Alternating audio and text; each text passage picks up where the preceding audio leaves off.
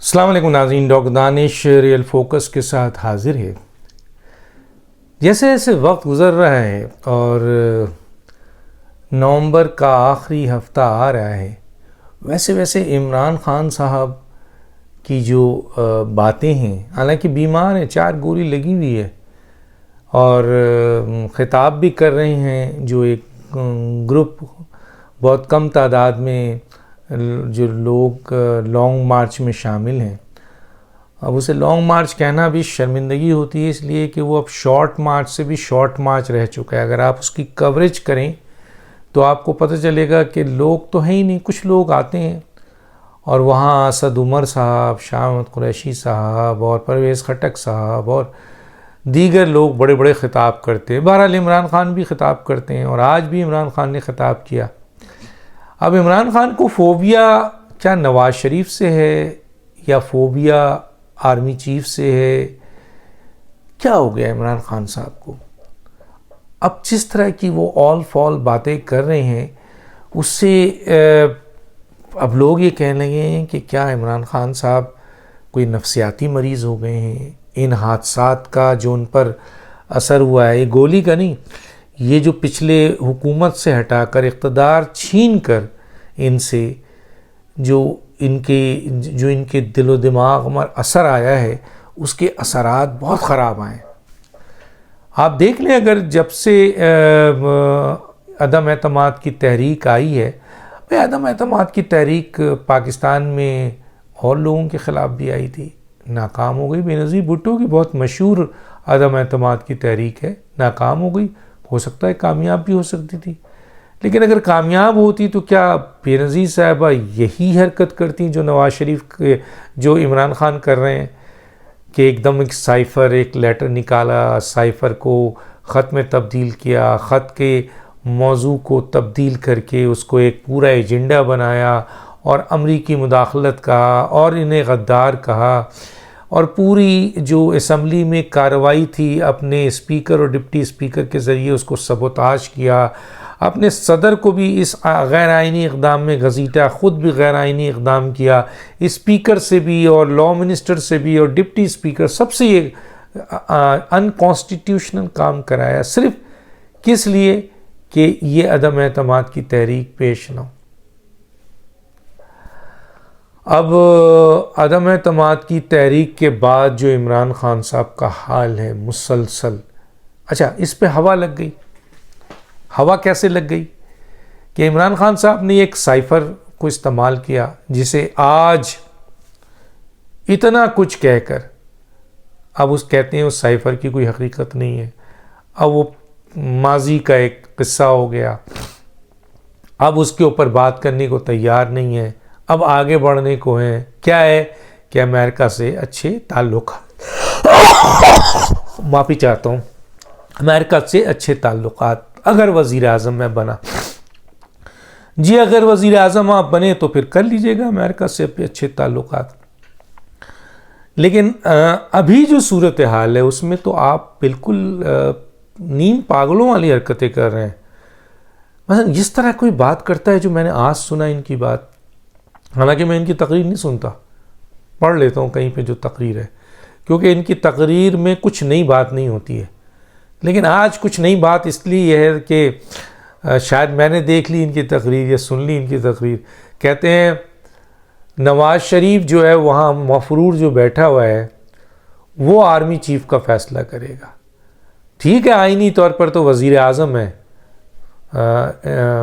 शहबाज शरीफ, लेकिन फ़ैसला नवाज़ शरीफ करेगा। अब ये बात कोई कहने की है? अगर शहबाज शरीफ नवाज़ शरीफ के भाई ना भी होते और उन्हीं की पार्टी हुकूमत में होती तो ज़ाहिर है मुशावरत तो होनी है, ये अंडरस्टूड है। तो आप क्या कह रहे हैं कि जी मसलन कितनी बेवकूफ़ाना बात। अच्छा, कल तक तो आप कहते थे कि शहबाज शरीफ जो है वो डाकू है, चोर है और गैर आइनी और गैर मुंतखब और आपके इम्पोर्टेड हुकूमत का वज़ीर आज़म है, तो वो तो आर्मी चीफ अपॉइंट नहीं कर सकता। लेकिन आज तब्दीली आ गई, आज कहते हैं कि अगर हाँ वज़ीर आज़म आइनी तौर पर शहबाज शरीफ अपॉइंट कर सकता है, लेकिन ये इंस्ट्रक्शन तो उसको मफरू नवाज शरीफ देगा, और उसके बाद यहाँ तक नहीं बल्कि सोने पे सुहागा कि वो उस आर्मी चीफ को नवाज शरीफ बनाएगा जिस आर्मी चीफ को कहेगा कि जी आपने हमारे केसेस ख़त्म करने हैं, आपने मेरे कहने के मुताबिक, यानी नवाज शरीफ उसे कहेगा आर्मी चीफ को कि आप इमरान खान को नाअहल कर दें। मतलब ये बातें सुनकर कोई भी संजीदा आदमी आराम से कह सकता है कि इमरान खान या तो फ्रस्ट्रेशन का शिकार हैं या नफ्सियाती मर्ज इख्तदार छीनने का ऐसा इनके ऊपर आया है। ऐसे ऐसे झूठ बोले हैं इन्होंने, ऐसे ऐसे झूठ बोले हैं। देखिए ना, झूठ के हवाले से मैं अभी एक प्रोग्राम करूंगा, लेकिन मैं एक वाक़या ज़रूर बता दूं कि नबी करीम सल्लल्लाहु अलैहि वसल्लम के पास एक काफिर आया और कहने लगा जी मैं मुसलमान होना चाहता हूँ।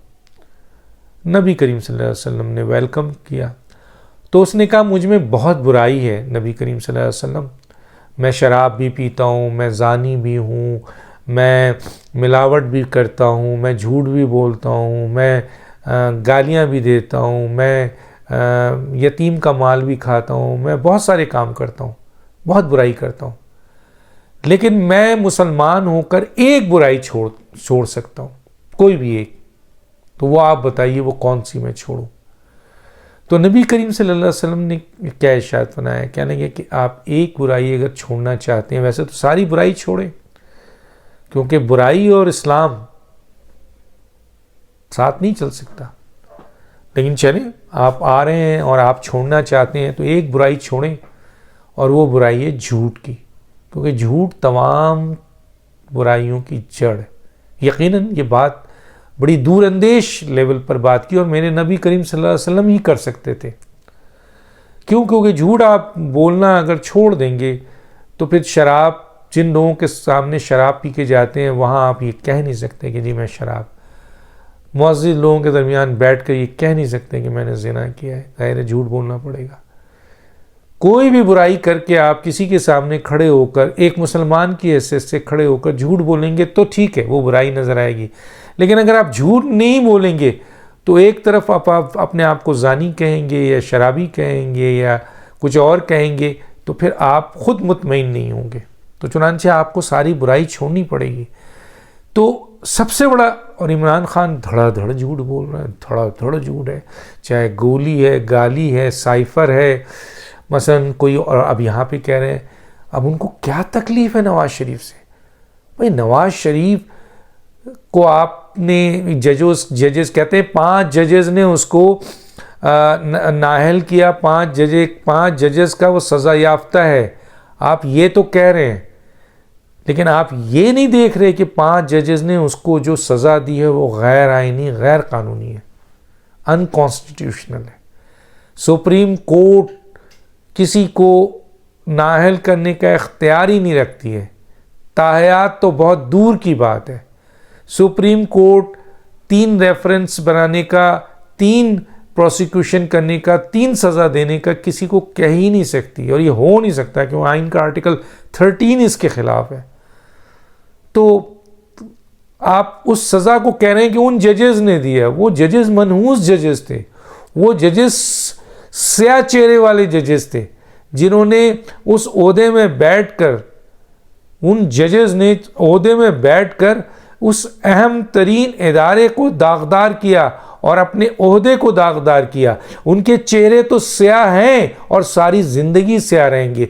तो आप उस अनकॉन्स्टिट्यूशनल, मैं कोई नवाज शरीफ का तर्जुमान नहीं हूँ, लेकिन जो सच है और फैक्ट है मैं ज़रूर बोलूँगा, और बोलता आ रहा हूँ मैं, और अब भी बोलूँगा कि इमरान खान साहब, आप जिस 5 जजेस की सज़ा का जिक्र करते हैं, वो 5 जजेस जो सुप्रीम कोर्ट के जिन्होंने तायात नाअहल किया, वो सिर्फ एक मामूली सी बात थी कि इन्होंने अपने बेटे से कर्जा नहीं लिया, और आपके पास तो इलेक्शन कमीशन में दुनिया भर के तोशा खाना से लेके फॉरेन फंडिंग केस में तमाम चीज़ें, और अभी तक आप तायात नाअहल नहीं हुए, नाअहल हुए तायात नहीं हुए, और सुप्रीम कोर्ट ने तायात नाल कर दिया।